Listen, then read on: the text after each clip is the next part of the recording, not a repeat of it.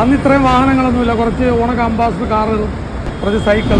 ആ ഒരു 16, 17, 18 വയസ്സ് കാലത്തൊക്കെ ഹീറോ ഹോണ്ട, വെസ്പ, ചേതക്ക് ഇതൊക്കെ ആയിരുന്നു ഈ റോഡുകളിൽ.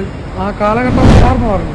ആ കാലഘട്ടത്തിൽ എനിക്കൊരു സംഭവം ഉണ്ടായി. ഇവിടെ ഈ കോവളം ബസ് സ്റ്റോപ്പിൽ ഞാൻ ബസ് കാത്ത് നിൽക്കുകയാണ്.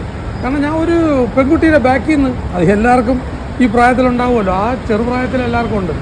അങ്ങനെ ഒരു പെൺകുട്ടിയുടെ ബാക്കിൽ നിന്ന് ഞാനൊരു 2 വർഷത്തോളം നടന്നു. ഞാനിത് ആ ബസ് സ്റ്റോപ്പിൽ നിൽക്കുകയായിരുന്നു. അപ്പോൾ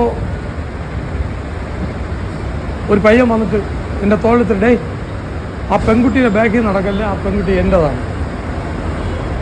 ഞാൻ പറഞ്ഞു പോടാ എന്ന് പഴയ സ്റ്റൈലിൽ പറഞ്ഞു.